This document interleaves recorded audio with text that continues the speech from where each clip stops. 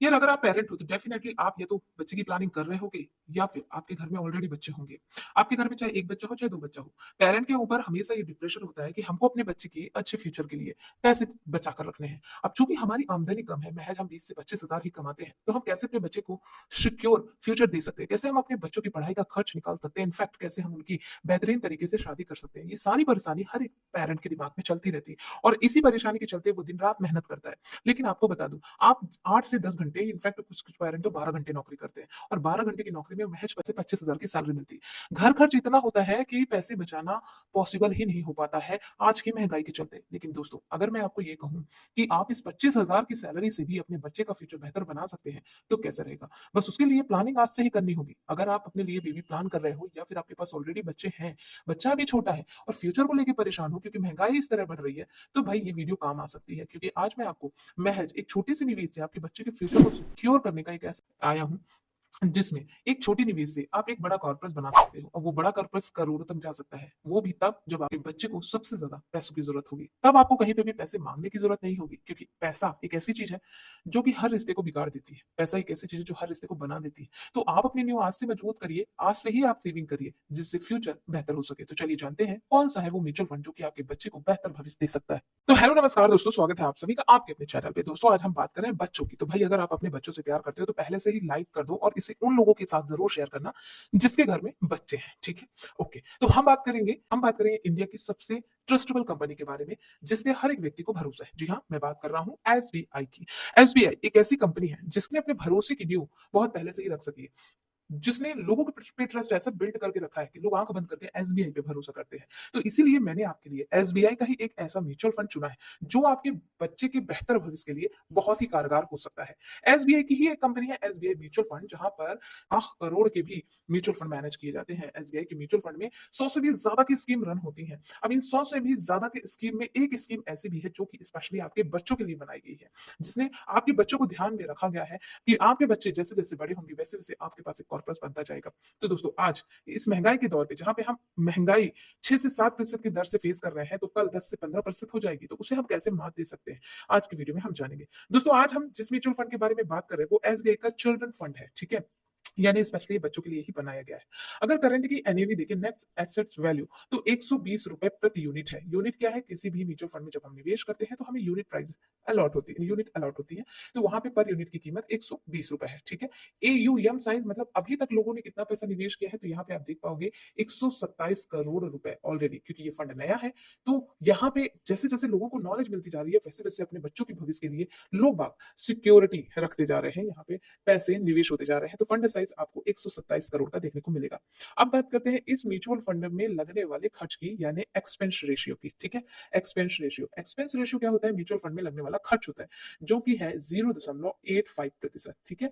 अब आपको बता दूं, यदि एक एक्सपेंस रेशियो 1% से कम होता है, ठीक है? 1% से यदि कम है, तो मतलब क्या है कि एमएफ ठीक है, महंगा नहीं है, ठीक है? ओके, अब बात करते हैं एग्जिट लोड। देखो, एग्जिट लोड को बहुत अच्छे से समझो, क्योंकि अगर एग्जिट लोड को नहीं समझे और धोखे से आपने अपने पैसे निकाल दिए, तो आपको दिक्कत हो सकती है। एग्जिट लोड कब काम करेगा? चलिए उसके बारे में बताते हैं, लेकिन उससे पहले आप ये समझिए कि भाई यहाँ पे लॉकिंग पीरियड है कि नहीं। तो यहाँ पे जो लॉकिंग है ना, लॉकिंग लॉकिंग है 5 सालों के लिए। जैसे आप एफडी करते हो, 5 सालों के लिए फिक्स कर देते हो, उसी तरीके से आप यहाँ से 5 सालों तक पैसे नहीं निकाल सकते हो, लॉकिंग है। लेकिन अगर फिर भी किसी कारणवश आपको 1 साल के भीतर या 2 साल के भीतर या 3 साल के भीतर पैसे निकालने पड़े, तब फिर उसमें एग्जिट लोड लगता है। एग्जिट लोड क्या होता है? एक पेनल्टी फीस होती है यदि हम मैच्योरिटी से पहले अपने पैसे को विथड्रॉल कर, यानी यदि हम समय से पहले अपने पैसे को विथड्रॉल करते हैं। चलिए समझते हैं एग्जिट लोड। एग्जिट लोड यहाँ पे 3 तरीके का लगता है। किस तरीके से लगता है? चलिए वो समझते हैं। तो सबसे पहले हम ये लिख देते हैं एग्जिट और ये लोड। भाई आपको मेरी राइटिंग समझ में आती है कि नहीं, मुझे कमेंट में जरूर बताना, ठीक? यदि कोई व्यक्ति यदि कोई व्यक्ति जिसे पैसे की जरूरत पड़ गई 1 साल के भीतर ही, कब? 1 साल के भीतर ही पैसे की जरूरत पड़ गई, अब वो सोचता है कि यार मेरे को पैसे निकलवाने हैं इस म्यूचुअल फंड से, तो उसे कितने प्रतिशत का एग्जिट लोड लगेगा? उसे लगेगा 3% का एग्जिट लोड 1 साल के भीतर अगर पैसों की जरूरत पड़ी। यदि किसी व्यक्ति को 2 साल के भीतर पैसे की जरूरत पड़ गई, ठीक है, यानी 2 साल हुआ है और आप चाह रहे हो कि आपका ये वाला जो म्यूचुअल फंड है उससे पैसे निकाल दिए जाए, तो भाई आप निकाल पाओगे, मना नहीं है, लेकिन आपको 2% का एग्जिट लोड देना पड़ेगा, ठीक है? और यदि किसी व्यक्ति को 3 साल के भीतर पैसे निकालने की जरूरत पड़ गई, ठीक है, 3 साल के भीतर, तो आपको 1% का एग्जिट लोड देना पड़ेगा। अब ये 1% 2% 3 क्या है, ये पेनाल्टी फीस है दोस्तों, है ना? जितना भी आपने जमा किया है उस पे आपको 3% का पेनाल्टी फीस देना पड़ेगा। यदि 1 साल से पहले पैसे निकालते हो, यदि 1 साल के बाद पैसे निकालोगे तो आपको 2% का, और यदि 3 साल से पहले पैसे निकालते हो तो आपको मतलब 2 साल कंप्लीट हो गया, तीसरा चल रहा है तो आपको 1% का एग्जिट लोड देना पड़ेगा। तो इस बात का खास ख्याल रखना है इस फंड में, ठीक है? तो बेसिक डिटेल हमने समझ ली। अब बात करते हैं इसमें निवेश की प्रक्रिया। देखिए निवेश तो 2 तरीके से होता है, एक एसआईपी के माध्यम से जैसे कि आपको पता ही है, और एक होता है लमसम के माध्यम से, ठीक है? लमसम। तो हम यहाँ पे दोनों तरीकों के बारे में जानेंगे। क्योंकि देखो एक वो व्यक्ति होता है जो थोड़ा-थोड़ा अमाउंट हर महीने जमा कर पाता है, ठीक है? और एक वो व्यक्ति होता है जिसके पास पैसा है, तो वो वन टाइम इन्वेस्टमेंट करता है। वो ये सोचता है कि भैया एक बार पैसे लगा दिया हो गया, बच्चा जब बड़ा होगा तो हमारे पास इतना पैसा आ जाए। तो हम यहाँ पे दोनों चीज़ों को देखेंगे। अब एसआईपी हम कितने से कर सकते हैं? एसआईपी महज दोस्तों 500 रुपए से यहाँ पे कर सकते हो, ठीक है? 500 रुपए महीना, अगर आप कमाई दमाई ज्यादा नहीं है, 500 रुपए महीना भी बचा पाओ तो भी आप शुरुआत कर सकते हो निवेश की, और लमसम 5,000 रुपए से, ठीक है? यदि आप 5,000 रुपए है तो भी आप फिक्स कर सकते हो इसमें, ठीक है? तो ये समझ में आ गया। अब हम बात करते हैं कि ये म्यूचुअल फंड जो है आखिरकार किन कंपनियों में निवेश करता है और इसके पास परफॉर्मेंस क्या है, क्योंकि भाई मानते हैं कि पुराना म्यूचुअल फंड नहीं है ज्यादा, लेकिन जब से लॉन्च हुआ तब से लेके अभी तक इसने कुछ ना कुछ रिटर्न तो बनाया होगा। तो चलिए हम वो समझते हैं। तो अगर हम पास्ट परफॉर्मेंस की बात करें, ठीक है? पास्ट परफॉर्मेंस की बात करें तो पिछले 1 साल में इसने 9.90% का रिटर्न बना के दिया है, ठीक है? वहीं पे अगर 3 सालों की बात करें तो इसने 14% का रिटर्न बना के दिया है, और वहीं पे अगर पिछले 5 सालों के रिटर्न की वैल्यू बात करें तो इसने 18% का रिटर्न बनाकर दिया है। तो यहाँ पे हम देख रहे हैं कि म्यूचुअल हमको पास्ट में बहुत अच्छे परफॉर्मेंस दे रहा है, यानी आगे चल के भी जैसे-जैसे लोगों को जानकारी होगी और लोग इस आगे चलकर भी ये हमें बेहतर रिटर्न दे सकता है। जब से लेके अभी तक म्यूचुअल फंड लॉन्च हुआ है, ठीक है? जब से लेके अभी तक यानी ऑल टाइम पे इसने 15.75% का रिटर्न दिया है, ठीक है? यानी 15.75% का रिटर्न दिया है। तो भाई हम ये मान के चलते हैं कि यदि हमें फ्यूचर में 14% का भी रिटर्न देता है तो हमारे लिए एक अच्छी वेल्थ बन सकती है। वो कैसे, वो तो हम आगे दिखाएंगे। अभी होल्डिंग की बात करते हैं, यानी ये होल्डिंग किन किन कंपनियों की होल्डिंग है। तो ये अदर सेक्टर की होल्डिंग रखता है, ये स्टेट्स वाइज ये अदर सेक्टर्स की होल्डिंग रखता है, ये सुदर्शन फाइनेंस में निवेश करता है, एलआईसी हाउसिंग फाइनेंस में निवेश करता है, जीओआई में निवेश करता है, मुथूट फाइनेंस में निवेश करता है। तो ऐसी टॉप 5 होल्डिंग भी आप चेक कर सकते हो। अगर सेक्टर वाइज एलोकेशन की बात करें, टॉप 5 सेक्टर में सिवोरियन, financial, other, construction, service, communication, energy जैसे सेक्टर्स में मैक्सिमम निवेश रहता है। अब इसका सिर्फ क्या रिटर्न देखना ही उचित है? नहीं। अगर हम अपने लिए बेहतर म्यूचुअल फंड सर्च कर रहे हैं तो सबसे इंपॉर्टेंट है रिस्क रेशियो भी देखना है कि भाई ये रिस्क रेशियो कितना बना के दे रहा है। तो हम बात करते हैं अल्फा की। अब अल्फा 4.16% का दिखा रहा होगा। ये अल्फा होता क्या है? अल्फा एक्चुअली में ये होता है कि ये अपने बेंचमार्क, जो जिस बेंचमार्क को ये फॉलो कर रहा है, उससे ये कितना बेहतर रिटर्न बनाकर दे रहा है, ठीक है?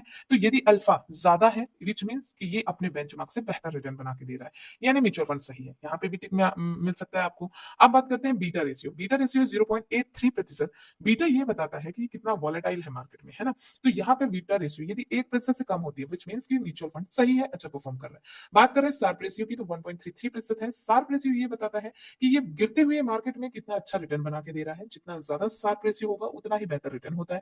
इसके अलावा शॉर्ट टेन्योर रेशियो 2.16% का है, मतलब गिरते हुए बाजार में जो फंड मैनेजर कितना रिस्क ले रहे हैं वो भी आप यहाँ पे देख सकते हैं। तो अल्फा, बीटा, शार्प और शॉर्ट टेन्योर रेशियो में भी ये बेटर परफॉर्म कर रहा है, विच मींस आगे चलकर भी अच्छा परफॉर्म कर सकता है। तो ये हुई म्यूचुअल फंड की बेसिक डिटेल जो कि हर इन्वेस्टर को जानना जरूरी है, ठीक है?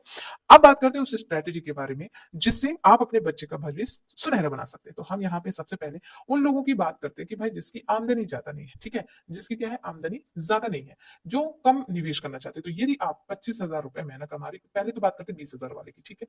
अगर आप 20,000 रुपए महीना कमा रहे हो और आप अपने पूरे खर्चे निकालने के बाद 1,500 रुपए भी बचाते हो हर महीने, तो आप इसमें एसआईपी शुरू कर सकते हो, ठीक है? एसआईपी यानी हर महीने 1,500 रुपए अगर आप जमा करते हो तो एक समय के बाद आप अपने लिए एक अच्छा फंड बना पाएंगे, ठीक है? और यदि आप महंगाई को बीट करना चाहते हो तो आप अगर हर साल इस 1,500 रुपए को 10% से बढ़ाते हो, ठीक है? 10% से बढ़ाते हो 1,500 रुपए को, तो आप आने वाले कल पे महंगाई को, जो इन्फ्लेशन रेट है, उससे भी बीट कर पाओगे। चलिए जानते हैं कैसे।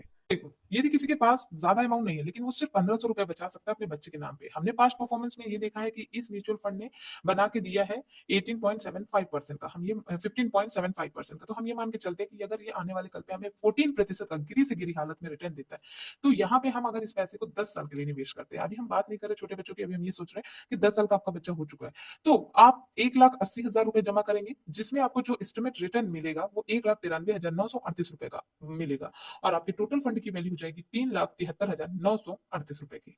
यदि किसी व्यक्ति ने इसी 10 साल के निवेश को बढ़ा दिया और आपने यहाँ पे 20 सालों के लिए पैसे निवेश कर दिए, तो भी 20 सालों में आपका जो टोटल इन्वेस्टमेंट होगा वो 3,60,000 का होगा, जिसमें 14% के एस्टिमेट रिटर्न से आपको जो एस्टिमेट 14% के एक्सपेक्टेड रिटर्न रेट से आपको एस्टिमेट रिटर्न मिलेगी 14,02,11 रुपए की, और आपके टोटल फंड की वैल्यू यानी आपके इन्वेस्टमेंट अमाउंट और आपके एस्टिमेट रिटर्न की अमाउंट को अगर मिला दिया जाए तो फंड की वैल्यू बनेगी 17,60,211 रुपए।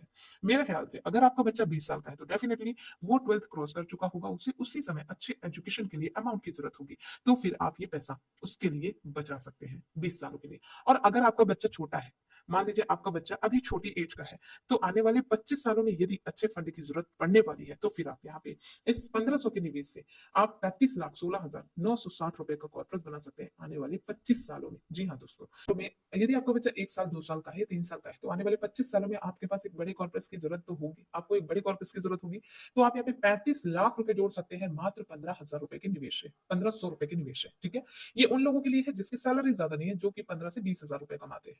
अब बात करते हैं उन लोगों की जो कि 25,000 की सैलरी रखते हैं। ठीक है, यदि आप अपने सब तमाम खर्च को निकालने के बाद अगर आप 5,000 रुपए भी महीना बचाते हो, ठीक है, और आपको 14% का ही रिटर्न मिलता है, तब भी आप महज 10 सालों में अपने बच्चे के लिए 12,46,462 रुपए का फंड बना सकते हैं। ठीक है, अगर आपके पास पेशेंस है और आप ये मजबूती से निवेश करते हो कि नहीं यार मेरा बच्चा अभी थोड़ा और बड़ा होगा, तब तक के लिए और पैसे जोड़ लेता हूं, तो 15 सालों के लिए यदि आप निवेश करते हो तो आप सिर्फ 9 लाख रुपए इन्वेस्ट करेंगे, लेकिन आपको एक्सपेक्टेड रिटर्न रेट 14% के हिसाब से एस्टिमेट रिटर्न रेट 19,26,000 का मिलेगा, जिसके बाद टोटल फंड की वैल्यू बनेगी 28,26,036 रुपए। यदि आपका बच्चा छोटा है और आपने 25 सालों के लिए निवेश कर दिया, तो आप सोचिए अगर 1 साल का है बच्चा और आने वाले 25 सालों में आपको बड़े कॉर्पोरेट्स की जरूरत पड़ने वाली है, तो आप 5,000 रुपए हर महीने उस बच्चे के नाम से जमा कर सकते हैं। 15 लाख के इन्वेस्टमेंट अमाउंट पर 14% के एक्सपेक्टेड रिटर्न रेट से आपको जो एस्टिमेट रिटर्न मिलेगी वो 1,02,23,201 रुपए की मिलेगी, और टोटल फंड की वैल्यू बन जाएगी 1,17,23,201 रुपए की। तो ये है पावर ऑफ कंपाउंडिंग। यानी अगर आपका बच्चा छोटा है और आप बड़े के लिए आपके पास ज्यादा अमाउंट नहीं है, हम ये नहीं अभी देख रहे हैं कि आगे चल के आपकी सैलरी भी तो बढ़ेगी भाई, 25 सालों तक कांस्टेंट 25,000 की सैलरी नहीं रह सकती है भाई, इंक्रीजमेंट लगेगा, अगर 5-5 सालों में भी लगता है तो आपका यहाँ पे 4 बार इंक्रीजमेंट लग सकता है, तो आप यहाँ पे 1 करोड़ का फंड बना सकते हैं। लेकिन मैं अगर आपसे ये कहूं, आप महंगाई को बीट करना चाहते हैं तो फिर आप इस 5,000 के निवेश पर हर साल 10% से बढ़ोतरी करें, क्योंकि भाई आपकी सैलरी भी तो आने वाले 25 सालों में बढ़ेगी, तो आप क्या है 10% से यदि यहाँ पे बढ़ाएंगे अपने निवेश को, तो ये जो आपको 1 करोड़ का कॉर्पस दिख रहा है वो आपके ऐसे बड़े कॉर्पस में बदल जाएगा जिसमें आप 2 करोड़ तक का भी फंड बना सकते हैं। जी हाँ दोस्तों, लेकिन इसके लिए आपको कंसिस्टेंटली निवेश करना होगा आने वाले 25 सालों तक, और सिस्टमैटिक इन्वेस्टमेंट प्लान बनाना होगा, यानी आपको हर साल 10% से बढ़ाना ही बढ़ाना होगा। ठीक है, तभी आप महंगाई को बीट कर पाएंगे। अब बात करते हैं लमसम निवेश की। यदि किसी के पास 1 लाख रुपए है, आपके पास 1 लाख रुपए है और आपका बच्चा अभी 1 साल का है, तो आप इस पैसे को किसी म्यूचुअल फंड के लमसम में अगर 25 सालों के लिए डालकर छोड़ देते हैं, तो भी आपके पास 26,46,152 रुपए का बड़ा कॉर्पस होगा, जो कि उस वक्त काम आ सकता है जब आपके बच्चे को काफी ज्यादा अमाउंट की जरूरत होगी। और यदि आप इस पैसा के लिए होल्ड करते तो आपके पास 50 लाख का बड़ा कॉर्पस होगा। ये डिसाइड आपको करना है कि आप कितने समय के लिए निवेश करोगे। देखो, लमसम में आपको एक बार 1 लाख रुपए निकाल के छोड़ देना है, तो अगर आपके पास एक साथ पैसा है तो आप भी कर सकते हैं, लेकिन ध्यान रखें लमसम में निवेश तभी करना है जब मार्केट गिरता हुआ हो। मार्केट जब गिरता हुआ होगा तब लमसम में निवेश करोगे तो फायदा ये होगा, यूनिट ज्यादा मिलेगी। जब मार्केट बढ़ेगा तो आपका जो ये इन्वेस्टमेंट अमाउंट है उससे आपको प्रॉफिट काफी अच्छा मिल सकता है। ठीक है, और यदि आपके पास ज्यादा अमाउंट नहीं है, आप हर महीने छोटी छोटी बचत करना चाहते हैं, तो एसआईपी आपके लिए बेहतर विकल्प हो सकता है। वैसे ये हमारा कोई सजेशन नहीं है, ये वीडियो सिर्फ एजुकेशन पर्पज से बनाई गई है, आपके बच्चे के बेहतर भविष्य के लिए बनाई गई है, सिर्फ आपको नॉलेज देने के लिए बनाई गई है। करोड़ों लोगों ने अपना फैसला ले लिया है, अब आपकी बारी। यदि आप किसी भी म्यूचुअल फंड में निवेश करें, देखो तो आप सोच समझ के निवेश करें। किसी भी म्यूचुअल फंड में निवेश करने से पहले उसके डॉक्यूमेंट्स को अच्छे तरीके से पढ़ें, उसके बाद ही निवेश करें। अगर समझ ना आए तो आप किसी फाइनेंशियल एडवाइजर से भी सलाह लें, तभी आप निवेश करें, ठीक है? क्योंकि बाजार के जोखिमों के अधीन होता है म्यूचुअल फंड। बाजार का परफॉर्मेंस का सीधा असर म्यूचुअल फंड पे भी पड़ता है, ठीक है? तो आई थिंक ये आज का वीडियो आपके लिए हेल्पफुल होगा। आपने देखा होगा कि एक छोटे निवेश से कैसे आप अपने बच्चे के फ्यूचर के लिए एक बड़ा कॉर्पस बना सकते हैं। उम्मीद करता हूँ आज की वीडियो आपके लिए हेल्पफुल होगी। वीडियो अगर हेल्पफुल है तो वीडियो को लाइक जरूर करिएगा, शेयर करिएगा दोस्तों के साथ। ऐसे ही इन्फॉर्मेटिव वीडियो पाने के लिए आप हमारे चैनल को सब्सक्राइब कर सकते हैं। मिलते हैं अगली वीडियो में। नमस्कार दोस्तों।